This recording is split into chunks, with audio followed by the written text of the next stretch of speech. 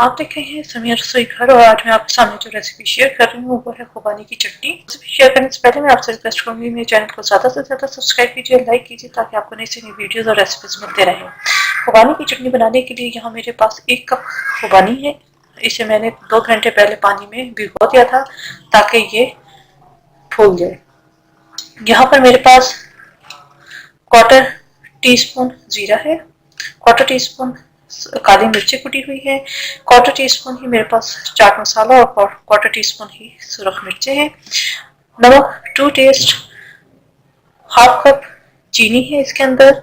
चीनी हम कम ज्यादा अपने हिसाब से कर सकते हैं। 1 टेबल स्पून सिरका है, थोड़ी सी अजवाइन जाएगी और ऑरेंज कलर। यहाँ पैन के अंदर मैं ये खुबानी डालकर रखने के लिए रख दूंगी ताकि ये खुबानी जो है वो मजीद सॉफ्ट हो जाए।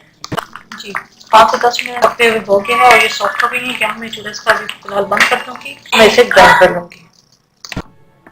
ये ब्लेंडर में मैं डालकर इसे ग्राइंड कर लूंगी और अच्छा एक फाइन पेस्ट हम बनाएंगे। जी पेस्ट हमारा रेडी है, इसे मैं दोबारा पकने के लिए रख दूंगी और साथ ही इसके अंदर मैं 1/2 कप पानी और मजीद ऐड कर दूंगी क्योंकि हमें इसे मजीद थोड़ा सा कुक करना है। इस स्टेज पर मैं इसके अंदर तमाम स्पाइसेस ऐड कर दूंगी, चीनी, नमक, जीरा, अजवाइन, काली मिर्च, सुरख मिर्चें और चाट मसाला, सिरका डालकर हम मिक्स करेंगे। ऑरेंज फूड कलर ऐड कर दूंगी।